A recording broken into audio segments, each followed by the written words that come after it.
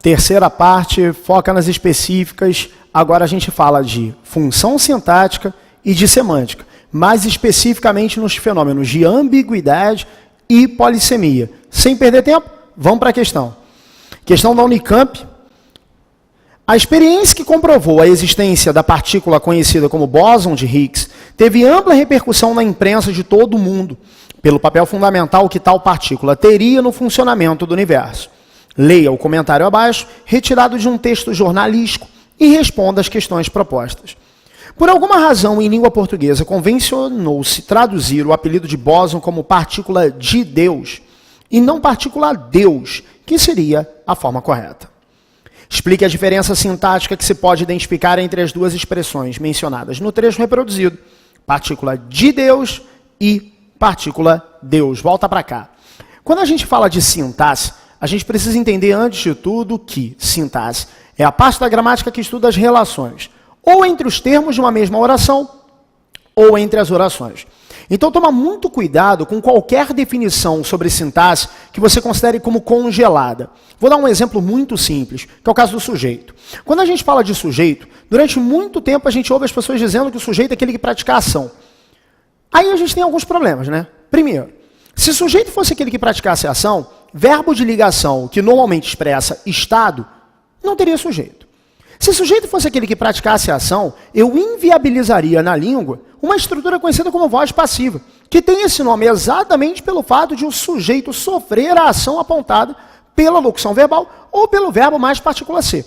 Sujeito é quem concorda com o verbo, e sujeito não começa com preposição. Então, toda definição de sintaxe que você vier encontrar ou oferecer para a banca tem que ser uma definição pautada em relações perceptíveis, concretas, objetivas. Tenta não definir só por semântica, que aí você pode se comprometer. Isso, inclusive, impacta a resolução dessa questão. Dá uma olhada. Quando ele pede a diferença da função sintática de Deus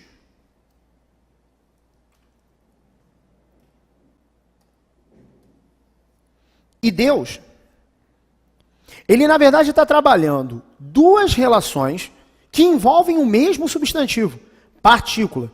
Ambas as estruturas que eu destaquei têm o mesmo núcleo, entretanto, a relação não é a mesma. Dá uma olhada lá. Quando eu digo que a partícula é de Deus, eu estou, na verdade, atribuindo a essa partícula uma propriedade, uma posse, dizendo que, na verdade, Deus tem essa partícula. Quando eu digo que a partícula é Deus, eu não estou dizendo que Deus a tem, mas estou dizendo que Deus é o nome, é a denominação dessa partícula. Só com isso eu consigo resolver. Sendo Deus de Deus o dono da partícula, aquele que a tem, posse, propriedade, eu estou falando de uma função sintática considerada como termo acessório, conhecida como adjunto adnominal. Adjunto adnominal, conhecido como termo acessório, pelo fato de ser facilmente suprimível da estrutura oracional. Aliás, algumas provas estabelecem questões com variação de adjunto para complemento, a diferença de uma estrutura para outra. Lembra sempre daquela relação de agente e paciente, que é a que costuma definir o problema. Agente, adjunto adnominal. Paciente, complemento nominal. Relações que envolvem substantivos abstratos, como muita gente acaba colocando como referencial para diferenciar, não te ajudam sempre, não. Essa relação de agente e paciente ela é mais segura, tá? Então, por isso, de Deus, nessa relação de posse, aparece como adjunto adnominal. Fechado? Deixa eu dar uma olhada na outra. Quando eu digo que Deus define a partícula na estrutura partícula Deus, eu dou margem ao surgimento de uma função sintática que, volta para cá, apesar de ser sintática, está muito mais concentrada no viés semântico. É uma estrutura classificada pela sintaxe como aquela que tem o papel de nomear ou explicar termos anteriores, a partir de uma estrutura que é posposta, que é posta depois. Posto depois, acho que já dei a dica. Volta para o quadro, esse Deus aí é aposto. E essa explicação sobre o termo anterior pode ser feita de N maneiras. Nesse caso, Deus nomeia a partícula, o que faz com que o aposto, nesse caso, seja denominativo. Enunciado pediu a diferença sintática está aí. De Deus, adjunta de nominal. Deus, aposto denominativo. Fica ligado em relação ao aposto. Repito, o viés do aposto é muito mais semântico do que sintático. Entretanto, classifica-se como função sintática ainda pelo estabelecimento dessa relação, normalmente com o substantivo, com o termo anterior. Beleza? Vamos para B. Explica a diferença de sentido entre uma e outra expressão em português.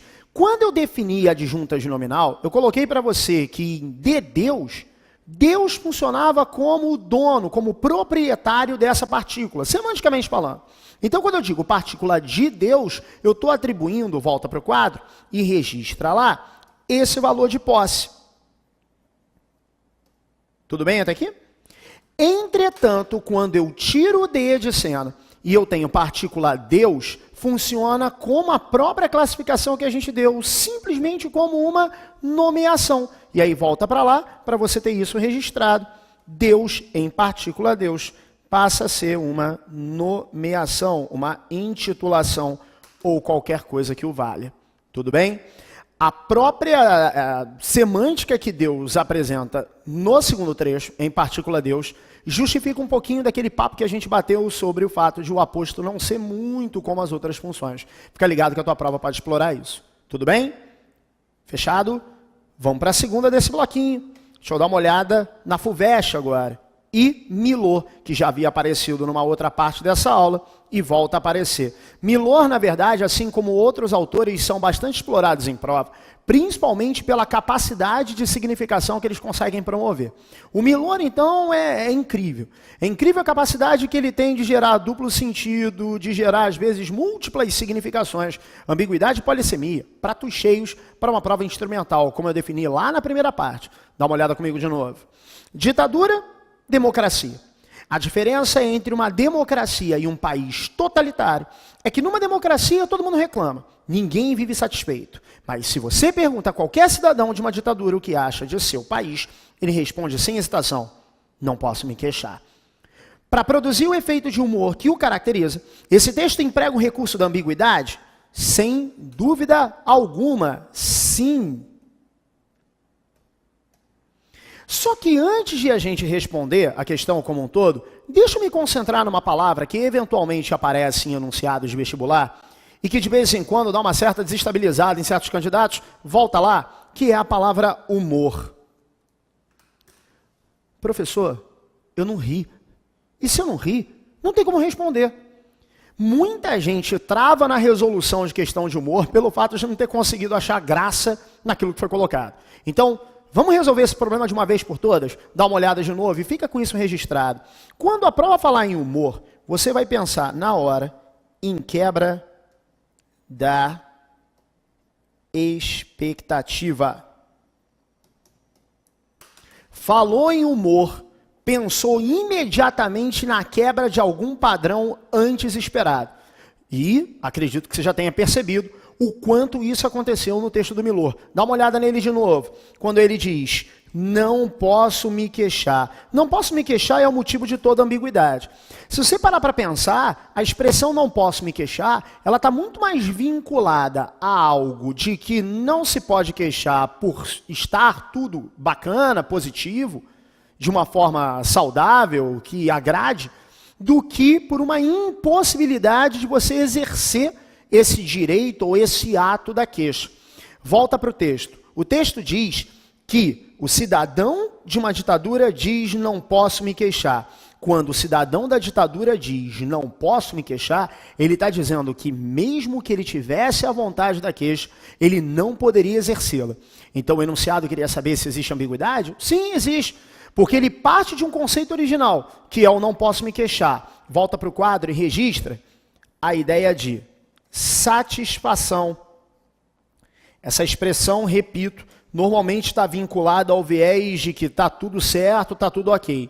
Entretanto, o texto deixa claro que essa fala é de alguém que está em uma ditadura. Então, é a satisfação da expressão comumente encontrada, se opondo a quê? Volta lá. Se opondo à impossibilidade. E essa impossibilidade está muito clara no posso, né? Na impossibilidade da queixa.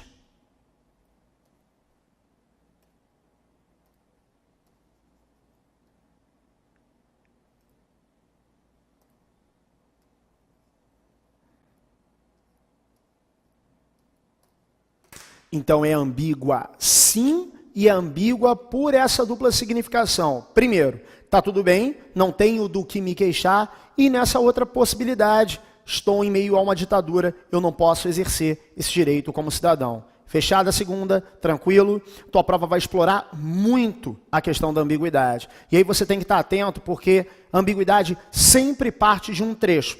E aí esse trecho, num contexto, assume uma significação, mas numa outra situação assume traços distintos. Fica atento para isso. E a gente fecha essa aula, focando na específica, com a última questão. E tem que ter tirinha, porque tirinha é uma matéria-prima bastante comum em prova. Fica ligado que a tirinha é feita de linguagem verbal e não verbal. Presta muita atenção a semblante, presta muita atenção à posição corporal, presta muita atenção a todo e qualquer detalhe visual que a tirinha tenha para te informar. Mafalda, personagem bastante comum em vestibulares, em questões dos mais variados tipos, mais uma vez aparece, e mais uma vez com o que talvez os autores de prova prefiram trabalhar a Mafalda, que é a semântica. Dá uma olhada lá. Você acha certo todo mundo deixar o país para trabalhar no estrangeiro? Claro que sim. Por acaso, quando meu pai veio para cá, ele não deixou a pátria dele por um país estrangeiro? Você é bobo, é? Este não é um país estrangeiro. Como tem gente boba. Nessa tirinha da famosa Mafalda do argentino Quino, o humor é construído fundamentalmente por um produtivo jogo de referência. Explicite como o termo estrangeiro é entendido pela personagem Mafalda e pelo personagem Manolito. Preste atenção, falei na primeira parte, prova não é feita só de conteúdo, é feita de obediência e enunciado. Verbos de comando podem ser decisivos para você perceber, dentre outras coisas, o conteúdo da resposta no que diz respeito a tamanho e no que diz respeito a densidade, complexidade. Olha o verbo de comando da tua letra A, volta para o quadro. Explicite. O que está dando margem para que essa questão não seja respondida de uma forma tão sucinta. Dá para explorar um pouco a mais? Dá uma olhada na quantidade de linhas que a banca disponibiliza. Talvez esse número, como a gente falou na primeira parte, seja referência para você dar o tamanho certo para a tua resposta. E aí, voltando para a tirinha, a gente chega à conclusão dessa diferença. A personagem masculina diz, meu pai deixou a pátria dele, ou seja, ele foi para um país estrangeiro. Então, a personagem masculina descontextualiza a noção de estrangeiro como sendo a dele ou não. Estrangeiro para o menino é o quê? Alguém que sai do seu país de origem e vai em direção a um outro. Então, o país estrangeiro é um país diferente do de origem, seja o dele, seja de quem for. Volta para a tirinha. A Mafalda, no terceiro quadrinho, pergunta se ele é bobo e diz que este não é um país estrangeiro. E se não é um país estrangeiro, é porque Mafalda toma a si mesma como referência. Então, enquanto o menino acha que estrangeiro é qualquer país que não o de origem de qualquer pessoa, a Mafalda encara país estrangeiro como sendo qualquer país que não seja necessariamente o dela. Então, a diferença entre a percepção dele e a percepção dela está na referenciação. Ele, qualquer pessoa. Ela, somente a ela. Fechado? Uma única palavra permitindo essa dupla leitura. Fica atento a fenômenos de polissemia. Inclusive, ambiguidade, como apareceu na questão anterior, e polissemia são dois fatores muito comuns para provocar o tal do humor nas tirinhas que aparecem em prova. Primeira fechada, vamos terminar? Deixa eu dar uma olhada na B. Identifique duas palavras que nessa tirinha contribuem para a construção desse jogo de referência, explicando o papel delas. Voltando para a tirinha, dá uma olhada lá. Quando Mafalda fala estrangeiro, ela antecipa o. Eu vou voltar ao que eu havia falado de classe gramatical em partes anteriores. A tua prova não quer a classe pela classe, quer a classe instrumentalizando. Esse o não é artigo definido? Se é definido, ele vai colaborar para algum efeito. Que é qual? Dá uma olhada lá. Se é no estrangeiro, está criando com esse artigo definido um papel de quê? De precisão. Você lembra Quando eu falei da letra A, eu disse que para ela estrangeira qualquer país que não seja o dela. Então eu estou falando de algo preciso, definido, porque está com um único parâmetro, que é ela própria. Agora, repara como o menino se refere a país estrangeiro. Volta para a tirinha. Um país estrangeiro. Aí eu tenho um artigo indefinido,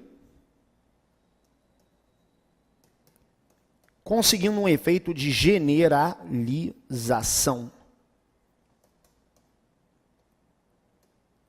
Você se lembra bem que durante a resolução eu avisei, ele toma qualquer pessoa como parâmetro na resolução do que é estrangeiro ou não. Na prática isso significa o seguinte, para ela um país indefinitivo, para ele um país com qualquer pessoa como referencial para ser estrangeiro. Então os artigos definido, o e indefinido, colaboram com esse jogo de referenciação, que inclusive foi motivo da resolução da A. Repara que muitas bancas que vocês encontram agora têm esse perfil. A colaborando com B ou B colaborando com A. De repente dá uma olhada nos dois enunciados ou subenunciados, pode colaborar para que ambas as respostas sejam dadas em comum acordo. Tá ok? Sucesso para vocês e tem muito mais do que G do Enem vindo aí. Precisando, prof.Rafael Torres, só dá uma curtida lá no Face. Fechado? Sucesso, eficácia e um abraço.